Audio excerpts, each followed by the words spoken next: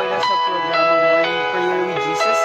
So ngayong umagang ito, bago po tayo magsimula sa ating programang ito, tayo po yung manalangin. Dear Heavenly Father, maraming salamat po sa umagang ito, sa pagkakataon ito, na kami po ay muling magkakasama sa gawain ito, sa programang ito, sa Morning Prayer with Jesus. Dalangin ko po na ng Banal Espiritu, ano mang plano ng kaaway din magtagumpay, tapos kailangan po ang magtagumpay. Kayo po ang mamunat mangusap sa bawat isa, ganun din po sa mga nanonood. Maraming salamat po. In Jesus' name we pray. Amen and amen. So isang mapagpalang umaga po ngayong umagang ito sa umagang ito. Good morning everyone. Tayo po ay mag-aaral ng salita ng Diyos na matatagpuan sa aklat ng 1 or John chapter 3 verse 16. Ngayong umagang ito, pag-aaralan po natin yung God's eternal love. Dito po, sa ating pag-aaralan, makikita po natin na kung gaano yung pag-ibig ng Diyos sa bawat isa sa atin. Sabi nga po dito sa first point po natin, sacrificial. Bago po natin ipagpatuloy, sabi nga po sa ating for God so loved the world that He gave His only begotten Son, that whoever believes in Him shall not be perished, but have eternal life. Kung makakita po natin na yung pag-ibig ng Diyos sa bawat isa ay grabe. Grabe yung pag-ibig na meron siya sa atin. Grabe yung pagmamahal na meron siya sa atin. Ibinigay niya kanyang bugtong na anak para sa atin, na hindi natin deserve. Namatay si Kristo sa krus ng Kalbaryo para sa iyo, para sa akin, para ang bawat isa ay iligtas. Kaya makikita natin dito yung unang punto. Unang punto dito ay sacrificial love. Bakit? For God to love you, for God to love us, He need to sacrifice His only Son. Why? Sabi nga dito, Romans chapter 5 verse 8, but God showed His love for us in that while we were still sinners, Christ died for us. Nakita po natin, dito pinapakita na pinakita ng Diyos yung pag-ibig niya kahit tayo pa ay makasalanan. At si Kristo ay namatay sa krus ng Kalbaryo para sa iyo. Ganun ka kamahal ng Diyos. Ganun tayo kamahal ng Diyos para tayo ay ligtas, para tayo ay maligtas. Ibibigay niya tayo sa isang bugtong na anak. Nakita po natin, dito pinapakita na yung pag-ibig ng Diyos ay unconditional. God's love is unconditional. Walang kondisyon. Unlike yung ibang pag-ibig na alam natin, maraming kondisyon. Unlike yung pag-ibig ng Diyos, wala siyang kondisyon. Mahal ka niya at gusto ka niyang maligtas. Gusto ka niyang mawala dyan sa kapahamakan. And also, Jesus really laid down His life out of love for humanity. You see, for you, for me, for every one of us, ganun tayo kamahal ni Jesus. Ganun tayo kamahal ng Diyos. In 1 John chapter 4 verse 9, in this the love of God was made manifest among us, that God sent His only Son into the world so that we might live through Him. Nakita natin, for you to live, He died. For you to live, He died. Because of God's love. God doesn't want you to go to hell. God doesn't want you to suffer in hell. God wants you to be with Him. That's why Jesus Christ died on the cross of the Calvary for you, for me, and for every one of us. Because God loves you. Jesus loves you.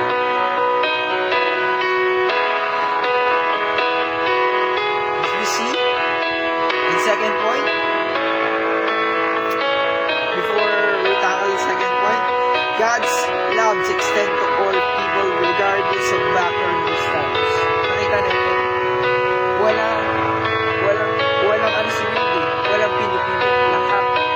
Sabi ko nga kanina, ikaw, ako, tayo, regardless regardless of your background and status.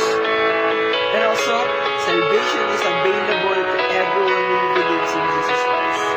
Ang kaligtasan ay para sa lahat. Available para sa lahat ng mga maniniwala sa Kanya at mananampalataya sa Kanya. Kay Jesus Kristo. Second point, salvation is a second point. Tama. Salvation is available to everyone who believes in Jesus Christ.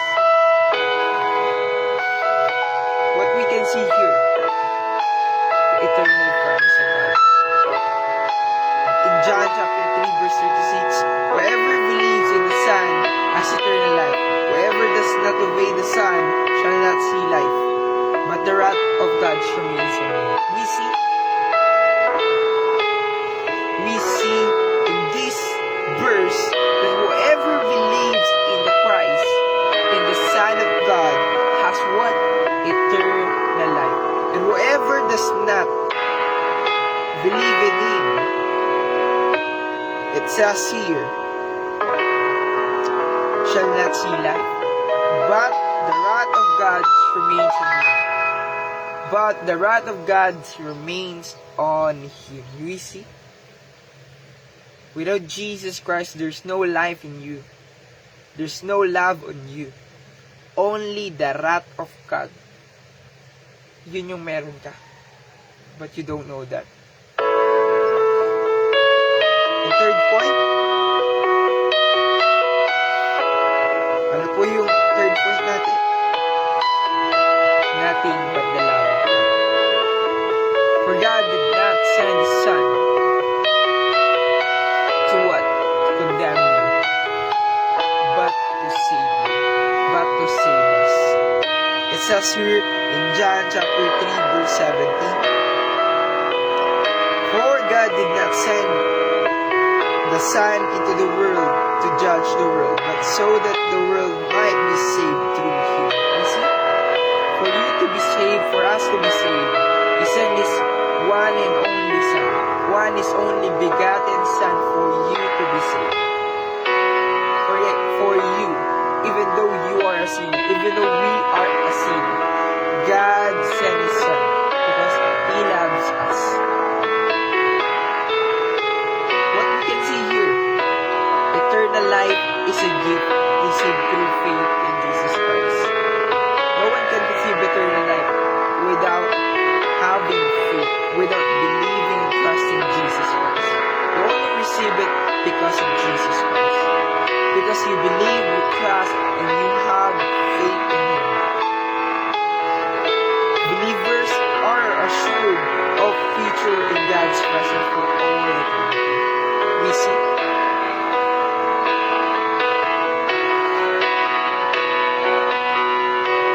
The central message of this sermon is that God's love is so immersed that He gave His only Son, Jesus to save us from sin and offer eternal life. You see, He died for you and for me. He died for you and for me to save you from the eternal death, from eternal damnation, which is hell. Nakikita natin yung pag-ibig ng Diyos dito na napakaganda. Why? Bakit yung pag-ibig ng Diyos? Ikaw ay iniligtas ka sa kamatayan, sa walang hanggang parusa. Ano yung gusto ng Diyos ipakita sa atin dito? Na ikaw ay gusto kanyang makasama. Ayaw kanyang maligaw ng landas, ayaw kanyang mapahamak. Ayaw ng Diyos na mapunta ka sa impyerno. Ayaw ng Diyos na mapaniwala ka. Yun yung gustong ipabatid sa mensahe nito. This verse emphasizes the profound love of God for the world, which is us, you and me and everyone in this world. At it's mentioned that God gave His only Son, so that everyone who believes in Him shall not perish but have eternal life. You see? Eternal life. The Greek word used for perish is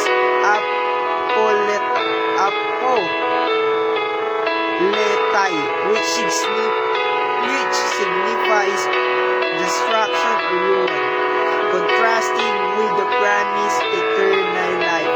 Zoe Aionion for those who believe in Jesus.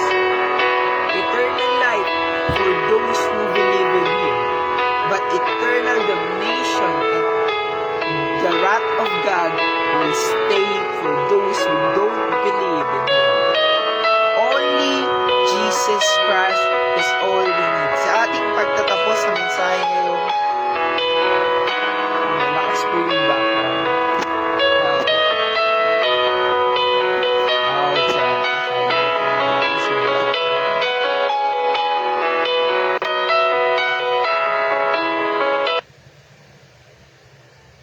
Hindi marinig yung boses ko. So, yun po. Natin na natin yung background. So, dito po sa ating pagtatapos sa mensahe, ipinapakita lang po dito na grabe yung pag-ibig ng Diyos.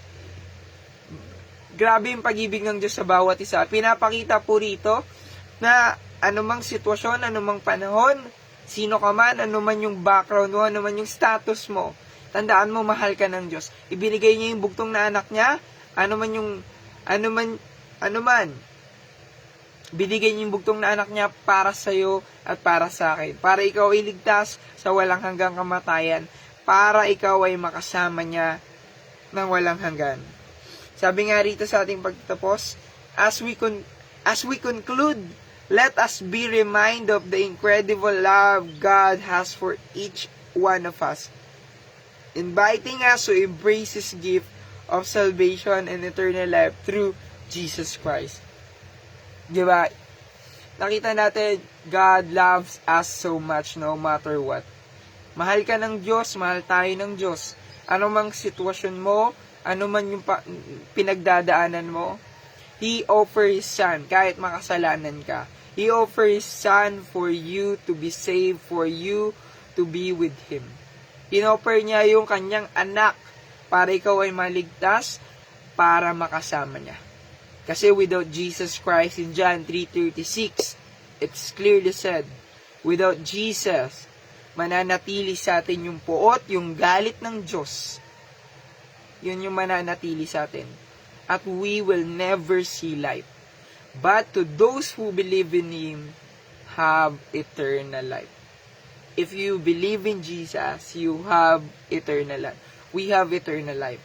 Unlike to those who don't believe in Him, they only have the wrath of God.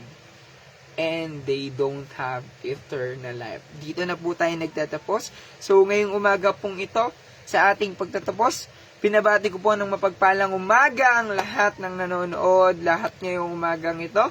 Pinabati ko po si Ate Ameline. Mapagpalang umaga po sa inyo, Ate Ameline, sa inyong pamilya, kay Abby, kay Sea, kay Marga, kay Kuya Mark. Mapagpalang umaga po sa inyo. Ganun din po kay Mami Lindy Mendres, sa inyo pong pamilya. Mapagpalang umaga po sa inyo, sa inyong pamilya. At sa bawat isa po, ganun din po sa lahat po ng manonood. Ganun din po sa aking mama, sa aking mga kapatid, kay Elisha Lemar, Kuya Ijang, kanila pa Sir PJ. Mapagpalang umaga po sa inyo. At ganun din po kanila Ate Amitel. At sa lahat pa po ng mga manonood, isang mapagpalang umaga po sa inyo. Pagpalain po kayo ng Diyos, naway, huwag nating kalimutan. Sa ating pagtatapos, lagi po nating tatandaan na mahal tayo ng Diyos. So, see you tomorrow, every 5:30 a.m. Tayo po ay mayroon pong morning prayer with Jesus. Live na live. God bless everyone. See you tomorrow. God bless everyone. Bye-bye.